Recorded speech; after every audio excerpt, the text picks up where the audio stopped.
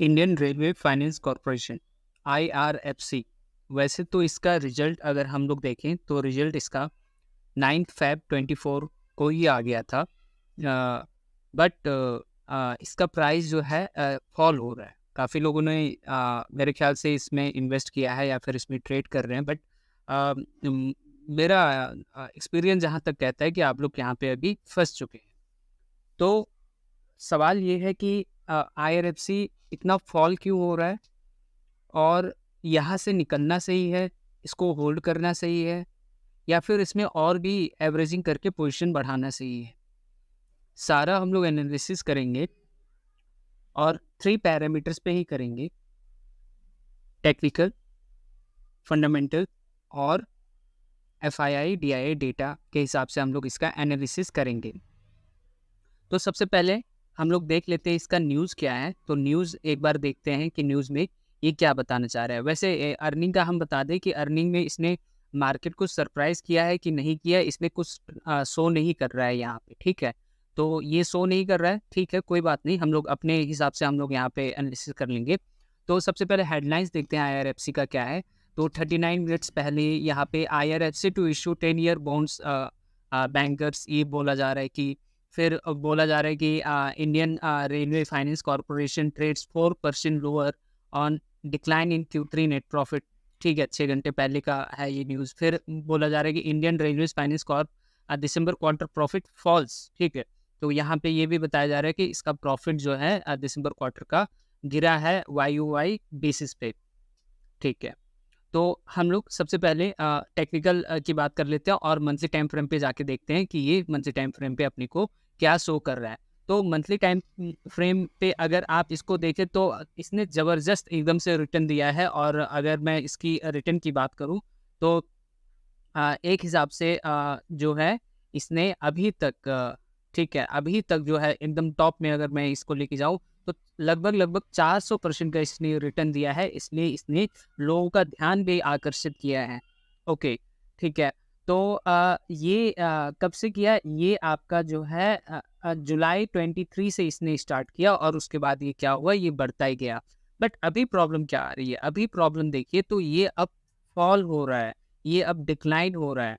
और ये डिक्लाइन जो है कितना परसेंटेज का अभी तक हो चुका है? तो 24% भी ये अभी तक हो चुका है। यानी कि ये 179 से अभी 132-33 पे ये ट्रेड कर रहा है।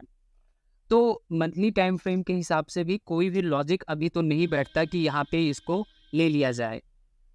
ठीक है, ये कैंडल जब तक ग्रीन नहीं बनता तब तक यहाँ पे लेना मेरे हिसाब से इसको परचेज करना सही नहीं। ठीक है, तो मंथली टाइम फ्रेम की बात हमने कर ली और इसका हाई भी लगा लेते हैं। हाई भी एक बार देख लेते हैं कि इसका रेजिस्टेंस जो हाईएस्ट लेवल जो है इसका वो कितना होना चाहिए। तो 193 के आसपास इसका जो है रेजिस्टेंस आ रहा है हाईएस्ट लेवल पे। ओके, और इसका सपोर्ट कहाँ आ रहा है? अगर सपोर्ट की बात की जाए तो इसका सपोर्ट जो आ रहा है वो है 92 के हिसाब से मंथली टाइम फ्रेम पे। तो देखते हैं 132 से ये गिरकर क्या 2 या 100 के आसपास आता है कि नहीं, ठीक है, वो देखना पड़ेगा। अब हम लोग चलते हैं वीकली टाइम फ्रेम पे और वीकली टाइम फ्रेम पे इसको एक बार फिर से देख लेते हैं।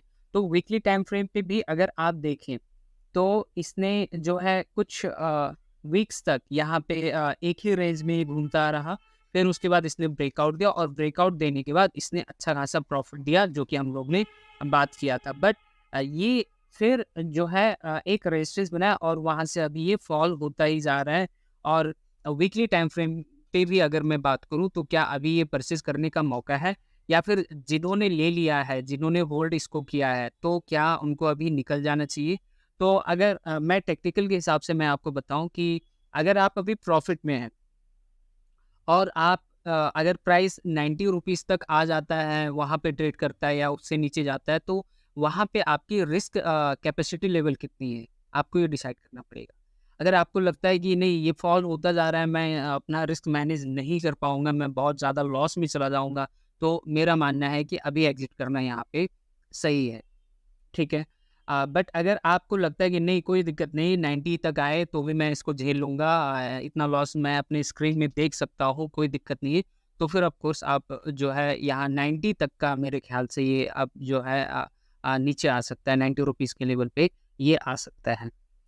तो अब बात करते हैं कि अगर 90 रुपीज़ पे ये आ गया और वहाँ से एक अच्छा खासा बुलिश कैंडल, ये जैसे बुलिश कैंडल बन रहा है ना, ये तो ऐसा अगर बुलिश कैंडल 90 रुपीज़ पे आके मतलब वहाँ पे इधर-उधर ट्रेड करके 90 रुपीज़ कहना गलत होगा, मैं इसको 80 रुपीज़ करता हूँ। 90 और 80 के बीच में आप मान के चलिए कि 90 और 80 का रेंज पे अगर आ गया और यहीं पे ये ट्रेड करता है और एक अच्छा खासा बुलिश कैंडल दिखाता है, तो फिर 80 टू 90 का जो भी लेवल है, आप मान के चलिए 80 टू 100 का जो भी लेवल है, वहाँ पे ये काफ़ी अच्छा बाइंग अपॉर्चुनिटी आपके लिए होगा और वहाँ से अगर आप स्विंग ट्रेड इसमें चाहते हो, करना चाहते हो, तो फिर आपका वही प्राइस जो है 190 के आसपास आप जो है वो प्राइस लेवल लेके जा सकते हो, फिर वहाँ से एग्जिट कर लीजिए। ये आपका टारगेट हो गया। तो चलिए एक स्टॉप लॉस भी देख लेते हैं, तो इसका स्टॉप लॉस कहाँ तक जाना चाहिए?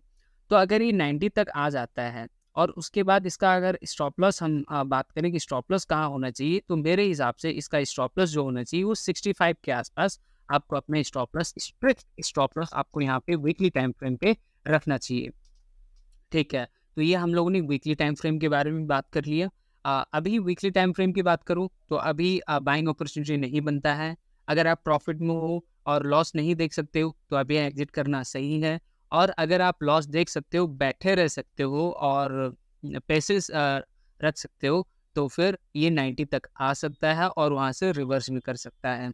तो वीकली टाइम फ्रेम पे भी आपको पता चल गया। मंथली टाइम फ्रेम पे थोड़ा वेट करिए, अच्छा प्राइस लेवल आने दीजिए, तब वहाँ पे देखते हैं। डेली टाइम फ्रेम की बात अगर कर लेते हैं, तो डेली टाइम फ्रेम पे अगर हम लोग बात करें, तो डेली टाइम फ्रेम पे वही सीन बन रहा है, ठीक है? डेली टाइम फ्रेम पे थोड़ा-सा मैं इसको मैनेज कर देता हूँ। डेली टाइम फ्रेम पे क्या हो सकता है कि ये 100 के आसपास आए और वहाँ से रिवर्स करे। लेकिन तब तक बाय नहीं करना है जब तक यहाँ पे आकर वो एक अच्छा खासा ग्रीन कैंडल न दे दे और उसके बाद ये ऊपर न जाए, ठीक है? और डेली टाइम फ्रेम पे टारगेट क्या होना चाहिए? तो टारगेट आप वही लेके चलिए, इसका टारगेट 185 लेके चलिए, ठीक है? वो आपका टारगेट रहेगा और वहाँ से आपको निकल जाना चाहिए। तो इसका स्टॉप लॉस क्या रखना चाहिए? तो स्टॉप लॉस इसका आपको वही सेम मैं कहूँगा कि 65 ही इसका जो है आप स्टॉप लॉस रखिए। तो डेली टाइम फ्रेम पे भी अभी अपॉर्चुनिटी नहीं बनती है। अगर आप बहुत ही शॉर्ट टर्म ट्रेडिंग इसमें कर रहे हैं और लॉस में हैं और आपका स्टॉप लॉस हिट हो गया है, तो प्लीज़ माय रिक्वेस्ट आप जो है यहाँ से एग्जिट कर लीजिए, क्योंकि ये कहाँ तक फॉल करेगा ये अभी उतना नहीं बताया जा सकता है। बट एक सिर्फ अनुमान है कि 100 रुपये तक ये आ सकता है या फिर 90 रुपये तक आ सकता है। तो हम लोगों ने monthly, weekly and daily time frame तीनों टेक्निकल एनालिसिस आईआरएफसी के बारे में बात कर ली है। अब हम लोग इसका फंडामेंटल एक बार देख लेते हैं और एफआईआई डीआई डेटा भी देख लेते हैं। तो अगर हम लोग फंडामेंटल की बात करें तो यहाँ पे आईआरएफसी का जो प्राइस चल रहा है वो अभी चल रहा है 133 और इसका जो हाई लो हुआ है 193.25.4 है, ठीक है? तो बहुत ज़्यादा इसमें आपको वेरिएशन दिख रहा है 193 और 25.4 और मार्केट कैप जो है 173,811 करोड़ है इसका मार्केट कैप, ये है इसका। अब हम लोग एक बार देख लेते हैं कि 1 ईयर में अगर देखें तो ऑफ कोर्स ये बुलिश रहा, बट ये एक पिछले हफ्ते से ही ये फॉल करना स्टार्ट हो गया है। 3 ईयर्स में अगर देखें तो ऑफ कोर्स ये बुलिश है, 5 ईयर्स में देखिए तो भी मतलब वही सेम है। अब प्रॉस में देखें तो प्रॉस में ये है कि इसने बहुत अच्छा प्रॉफिट ग्रोथ दिया 25.3% सीएजीआर का 5 साल में। कंपनी जो है डिविडेंड बहुत अच्छा दे रही है 30.7% के हिसाब से, बट इसका कॉस्ट भी तो है काफ़ी। स्टॉक जो है ट्रेड कर रहा है 3.78 टाइम्स बुक वैल्यू पे। कंपनी का इंटरेस्ट कवरेज काफ़ी काफ़ी लो है और जो है टैक्स जो है कम पे कर रहा है या फिर नहीं पे कर रहा है। कंपनी माइट भी कैपिटलाइज इंटरेस्ट कॉस्ट अपने कैपिटलाइज कर सकता है या फिर, और लास्ट में जो कि सबसे ज़्यादा प्रॉब्लम वाली बात है वो है कि इसका जो डेटर है वो काफ़ी ज़्यादा हाई है। मतलब 3.30 डेज इसका जो है डेटर पीरियड है। तो ये थोड़ा-सा चिंता की बात है। अब हम लोग चलते हैं क्वार्टरली रिजल्ट में और देख लेते हैं क्वार्टरली रिजल्ट में इसका क्या है। तो सितंबर में सेल्स इसका 6767 था और अभी दिसंबर में 6742 है। यानी ऑफ कोर्स हम लोग ये कह सकते हैं कि इसका सेल्स अभी डिक्रीज़ हुआ है। अब ऑपरेटिंग प्रॉफिट 6733 से 6706 ये भी डिक्रीज़ हुआ है। पीबीटी 1550 से 1604 ये इंक्रीज़ हुआ है एंड नेट प्रॉफिट 1550 1604 ये भी इंक्रीज़ हुआ। तो हम लोगों को जो न्यूज़ में ये बता रहा था, मैं आपको एक बार दिखा दूँ कि ये न्यूज़ में अपने को क्या बता रहा था। तो न्यूज़ में ये बता रहा था कि इंडियन रेलवे फाइनेंस कॉर्प दिसंबर क्वार्टर प्रॉफिट फॉल्स। ये फॉल्स क्यों बता रहा है? जबकि यहाँ पे प्रॉफिट अपना जो है इंक्रीज़ हुआ है। यहाँ अगर मैं यहाँ पे दिखाऊँ तो 1550 से 1604 ये इंक्रीज़ हुआ है। तो मैं आपको यहाँ पे बता दूँ कि हम लोग क्वार्टर टू क्वार्टर बेसिस से कंपेयर कर रहे थे। वहाँ पे उसने वाई-वाई बेसिस पे उसने कंपेयर करके बताया। वाई-वाई मतलब ईयर ऑन ईयर बेसिस पे, यानी ये दिसंबर 2023 चल रहा है ना, तो आपको फिर से दिसंबर 2022 पे आपको वो कंपेयर करना पड़ेगा। तो अगर वो हम लोग कंपेयर करें तो 1633 इसका नेट प्रॉफिट था, जबकि अभी जो है इसका नेट प्रॉफिट 1604 हुआ है। इसलिए वो बोल रहा है कि इसका दिसंबर क्वार्टर का प्रॉफिट क्या हुआ है, वो फॉल हुआ है। तो एक हिसाब से फंडामेंटल अगर हम लोग देखें तो फंडामेंटल अभी के हिसाब से, जिस हिसाब से इसका प्राइस बढ़ा है, उस हिसाब से तो फंडामेंटल सही नहीं आया है। अगर एफआईआई डीआई डेटा भी इसका देख लेते हैं क्या बोल रहे हैं। तो एफआईआई डीआई डेटा भी देखें तो प्रोमोटर्स तो सेम ही है, 86.36 86.36। एफआईआई 1.14 से 1.15% हो गया है, यानी एफआईआई का 0.01% स्टेक बढ़ा है। डीआईआई लोगों ने यहाँ पे अपना स्टेक घटाया है, 1.63 से 1.15 ये लोग अपना स्टेक कर दिए हैं। तो ये भी एक थोड़ा सा ठीक है, प्रॉब्लम वाली बात है। पब्लिक 10.88 से 11.34। देखिए, शेयर मार्केट में यही होता है कि पब्लिक को हमेशा बेवकूफ़ बनाया जाता है अगर उनके पास नॉलेज नहीं है तो। तो यहाँ पे मेरे ख्याल से जो भी आरएफसी का रिज़ल्ट यहाँ पे दिख रहा है, उसमें पब्लिक लोग रिटेलर्स लोग ही फँसे हैं। ठीक है, बाकी बिग वेल्स, स्मार्ट मनी तो अपना ठीक है, यहाँ यहाँ पे वो लोग तो निकल ही चुके हैं, ठीक है? अभी फँसे तो हम लोग ही। तो ओवरऑल फंडामेंटल उतना अच्छा नहीं दिख रहा है अभी। एफआईआई डीआईआई डेटा वेरिएशन दिखा रहा है। एफआईआई 0.01% से इंक्रीज है, तो डीआईआई उससे ज़्यादा उसने सेल करके बैठी है, अपना स्टेक उसने घटाया है। टेक्निकल भी अभी बाइंग अपॉर्चुनिटी नहीं दे रहा है। तो ओवरऑल कहना यही है कि अभी इस स्टॉक में थोड़ा सा अवॉइड करना सही रहेगा। ये था मेरा ओपिनियन। आपका ओपिनियन मेरे ओपिनियन से डिफरेंट हो सकता है। लास्ट में कोई सेबी एडवाइज़र भी नहीं हूँ, ठीक है? ध्यान रखिए, किसी भी स्टॉक में, शेयर में सारा पैसा मत लगाइए। पोर्टफोलियो को अपने डाइवर्सिफ़ाई करिए, रिस्क को मैनेज करते चलिए।